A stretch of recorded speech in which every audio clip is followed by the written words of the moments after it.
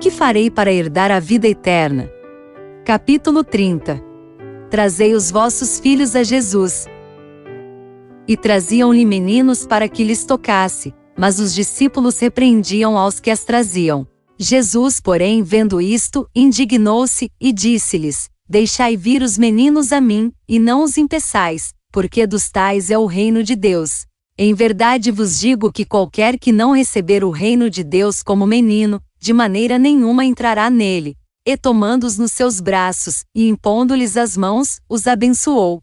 Marcos 10, 13 a 16. As crianças são a presa certa do inimigo, porque não são súditas da graça, não experimentaram o poder purificador de Jesus, e os anjos maus têm acesso a essas crianças. E alguns pais são descuidosos e permitem-lhes operar com pouca restrição. Os pais têm uma grande obra a fazer a este respeito, corrigindo e dominando seus filhos, e então devem trazê-los a Deus e reclamar as suas bênçãos sobre eles, por meio dos esforços fiéis e incansáveis dos pais, e da bênção e da graça que imploram a Deus sobre os filhos, quebrar-se-á o poder dos anjos maus. É derramada sobre as crianças uma influência santificadora, e as potestades das trevas devem retroceder. Review and Herald, 28 de março de 1893. Vão as mães ter com Jesus, apresentando-lhe as suas perplexidades. Encontrarão suficiente graça para as ajudar na educação dos filhos. As portas acham-se abertas a toda mãe que desejar depor os seus fardos aos pés do Salvador. Aquele que disse: Deixai vir os meninos a mim, e não os impeçais, convida ainda as mães a conduzirem os pequeninos para serem por ele abençoados. Mesmo o bebê nos braços maternos pode permanecer como sob a sombra do Onipotente, mediante a fé de uma mãe que ora. João Batista foi cheio do Espírito Santo desde o seu nascimento. Se vivemos em comunhão com Deus, também nós podemos esperar que o Espírito Divino molde os nossos pequenos já desde os primeiros momentos. Desejado de todas as nações, página 360. Deus colocou sobre pais e mães a responsabilidade de salvar os filhos do poder do inimigo. Esta é a sua tarefa, uma obra que não devem descuidar de forma alguma. Os pais que têm uma ligação viva com Cristo não descansarão até que vejam seus filhos seguros no redil. Eles farão disso a carga da sua vida. Testemunhos para a Igreja, volume 7, página 10. Ide com humildade, coração cheio de ternura, e com o senso das tentações e perigos que se acham diante de vós e dos vossos filhos, pela fé, atai-os ao altar, suplicando para eles o cuidado do Senhor. Anjos ministradores hão de guardar as crianças assim consagradas a Deus. É o dever dos pais cristãos, de manhã e à tarde, pela fervente oração e fé perseverante, porém um muro em torno dos seus filhos. Cumpre-lhes instruí-los pacientemente, bondosa e infatigavelmente ensinar-lhes a viver de maneira a agradar a Deus. Testemunhos Seletos, volume 1, página 397. Se tendes fracassado em conduzir os vossos filhos pelo caminho correto, ainda há oportunidade para fazê-lo. Os nossos filhos tinham 22, 21 e 13 anos quando finalmente experimentamos o verdadeiro cristianismo. Tivemos uma conversa com eles, reconhecendo que tínhamos falhado de várias formas e pedimos-lhes perdão. Então o Senhor operou para ajudar os nossos filhos. Se os pais quiserem ver um estado de coisas diferente na família, consagrem-se eles inteiramente a Deus, e o Senhor mostrar-lhes-á meios e maneiras pelas quais se possa operar uma transformação em sua casa. Orientação da criança, página 105. Eis que eu vos envio o profeta Elias, antes que venha o dia grande e terrível do Senhor, e converterá o coração dos pais aos filhos, e o coração dos filhos a seus pais, para que eu não venha, e fira a terra com maldição. Malaquias 4, 5 a 6. Preparai-vos para a vinda do Senhor. Este é o dia da preparação. Colocai os vossos próprios corações em ordem, e lutai fervorosamente por vossos filhos. Uma rendição a Deus sem reservas derrubará as barreiras que por tanto tempo têm impossibilitado a aproximação da graça celestial. Quando tomardes a cruz e seguirdes a Cristo, quando puserdes as vossas vidas em conformidade com a vontade de Deus, os vossos filhos converter-se-ão. Review and Herald, 15 de julho de 1902.